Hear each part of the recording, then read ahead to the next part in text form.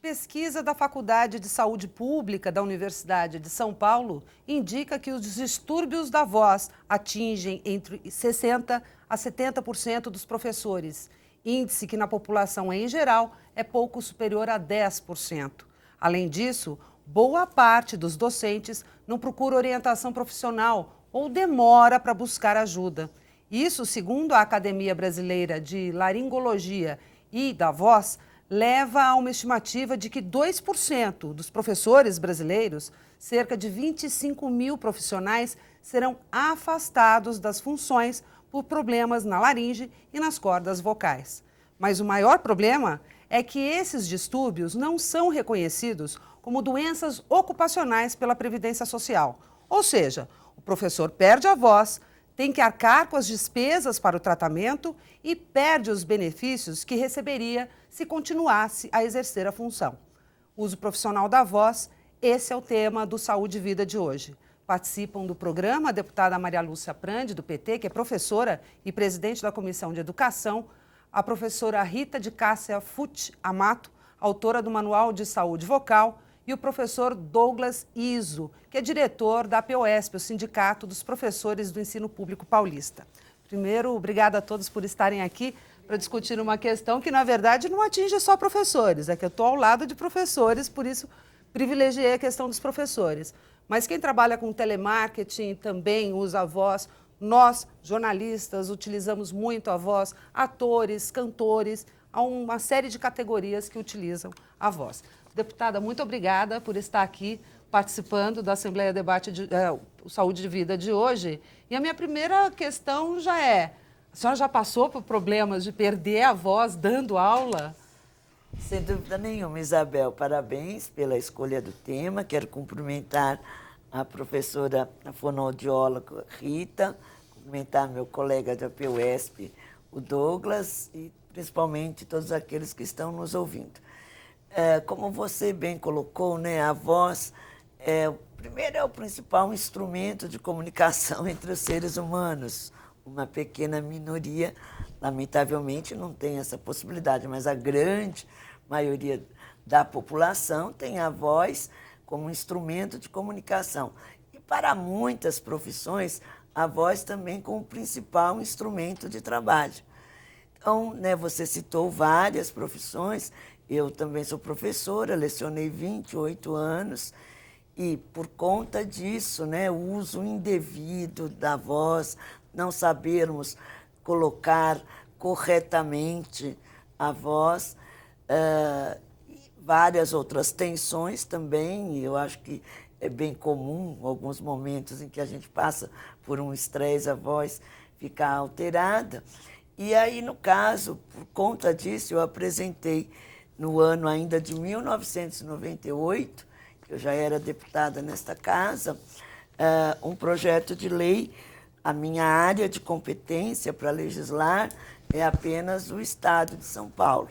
Então, nesse sentido, apresentei um programa de prevenção e tratamento à saúde vocal do professor, né? Que no decorrer do programa, até porque queremos ouvir os outros convidados, a gente pode detalhar um pouco mais sobre o processo da aprovação, né, que foi aprovado depois no ano 2000, vetado pelo governador, a Assembleia derrubou o veto,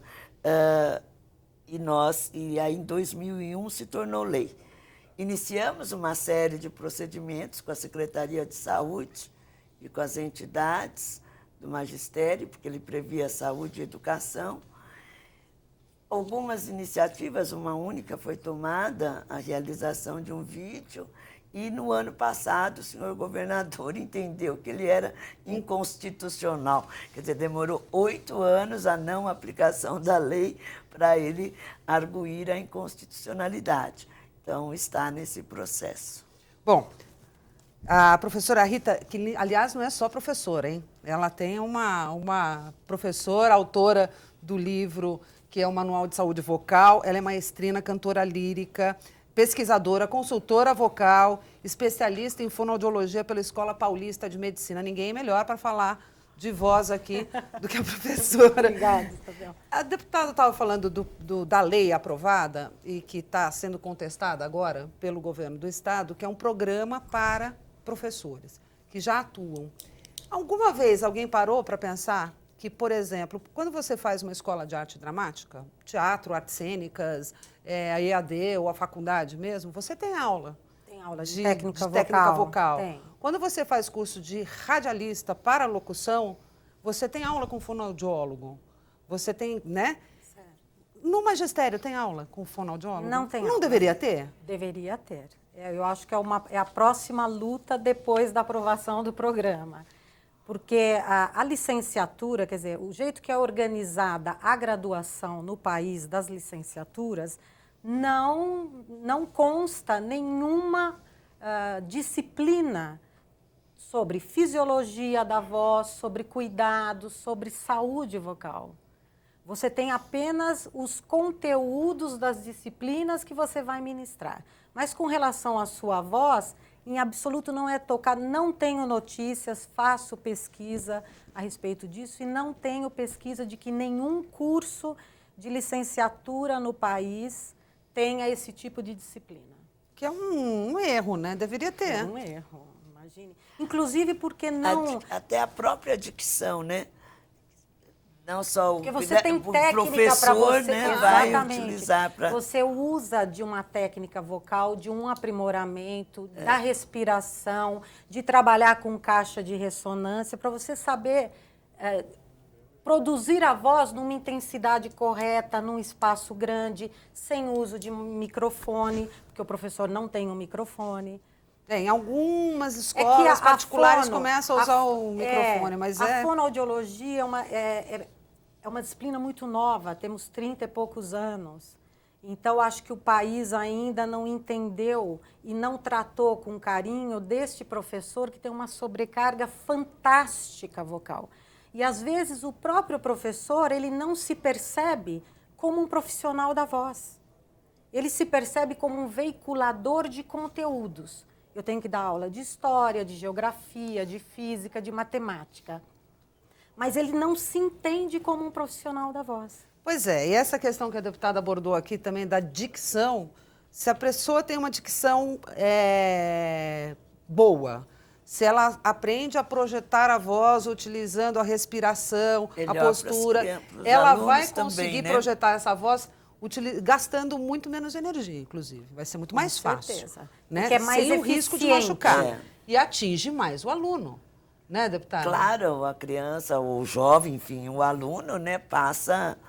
Porque se ele não está entendendo bem o que a professora está falando, ele já vai ficando disperso, né? Pois é, as então, escolas... É um trabalho que deveria ser feito pela rede particular também, uma coisa similar a esse programa de saúde vocal da deputada Maria Lúcia Prandi, proposto pela deputada Maria Lúcia Prandi. Você não acha, Douglas? Porque é um custo a menos para os donos de escola, para a Secretaria da Educação. Porque um professor que falta por um problema na voz, são alunos e alunos que vão estar sendo prejudicados, né? Então, Isabel, primeiro, boa tarde a todos, a deputada Maria Lúcia Prandi, a professora Rita de Cássia, Isabel. Um dos maiores índices de afastamento médico na rede pública estadual do Estado de São Paulo está diretamente ligado a distúrbios vocais. Portanto, eu penso que seria importante que a Secretaria da Educação ela disponibilizasse esses programas. Eu penso que esses programas poderiam, né, resultar na diminuição da incidência de problemas vocais de professores, que é uma categoria hoje que normalmente, comentava aqui com a professora Rita de Cássia, tem uma sobrecarga de trabalho. Porque normalmente o professor ele trabalha na rede pública e na particular, na rede estadual ou na rede municipal ou SESI, portanto, acumulando uma jornada semanal de 64 horas semanais de trabalho. Então o professor ele sai de casa às 7 da manhã, ela não tem aí um descanso, o repouso da voz, né, necessário, tá certo? E já entra numa outra... Não só da voz, o repouso mesmo. Repouso, Ele consegue repouso. dormir. É. Isabel, Né? Ele dorme muito pouco. acho que o Douglas poderia, né, Douglas, com esses dados, não só a falta, a ausência do professor, mas os casos de readaptação, né? Porque chega um momento em que o professor realmente não consegue mais dar aula. E alguns são readaptados, quer dizer, passam a exercer outras funções na biblioteca da escola. E, até chegar a esse ponto, há um profundo desgaste, porque é angustiante você querer falar, precisar falar e não ter condições conseguir. e não ser ouvido, né? Então, todo esse processo é muito doloroso. E ele acaba sendo, se não é por direito da pessoa, ele acaba sendo muito mais oneroso, né? Seja para as instituições privadas ou públicas. Então, quando a ideia desse projeto, né, e eu discuti bastante com os fonoaudiólogos, com a Associação Brasileira e principalmente com o Sindicato dos Fonoaudiólogos aqui do Estado de São Paulo, e com a Faculdade de Fonoaudiologia da PUC, da professora Leslie. Quando chegou, né, insistimos muito para que a lei fosse implantada, um ex-secretário, né, realizou, o ex-secretário Chalita, em conjunto lá com órgãos da Secretaria de Saúde, chegou-se a se fazer um vídeo, mas que seria passado no tempo em que os professores têm de planejamento e tal. Mas isso nem chegou a ser feito. E a minha grande preocupação era também que aquilo causasse muito mais angústias, porque só apresentava os problemas. Quer dizer, um programa, para ser implantado, ele tem que ter as diferentes etapas, né? Claro, o certeza. que pode Claro. causar, porque senão ia causar muito mais aflição e tensão. Mas aí depois nem isso acabou acontecendo, né? E ficamos agora esperando a decisão do judiciário se a lei vale ou não vale.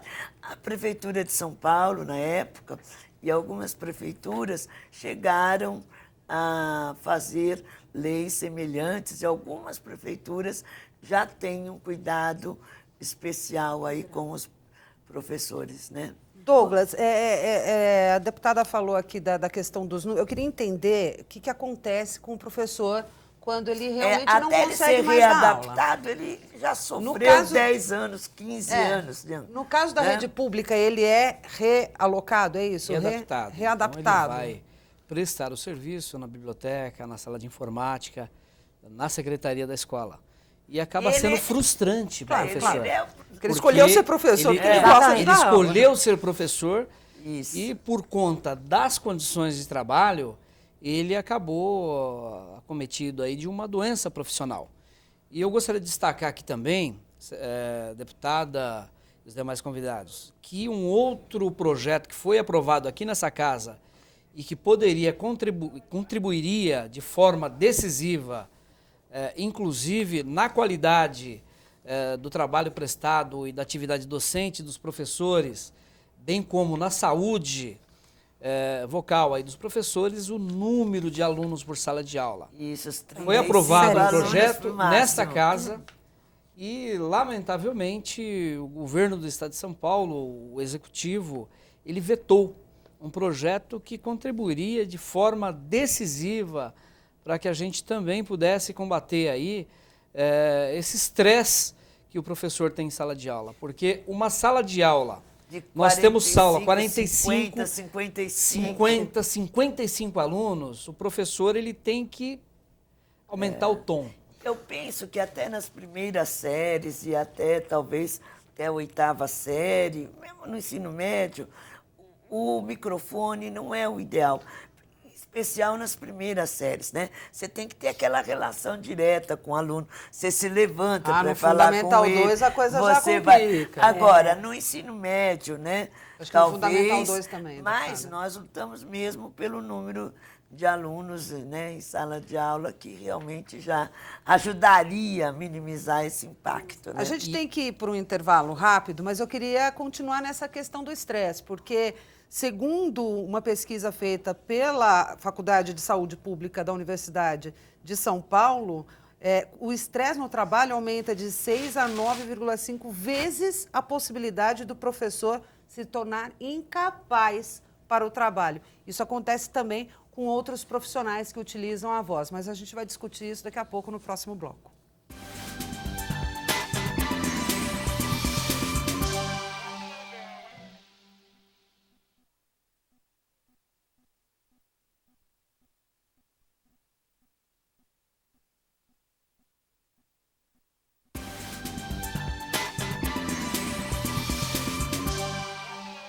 Saúde e Vida volta falando do uso da voz, o uso profissional da voz, e a gente deixou no ar a seguinte questão: o estresse.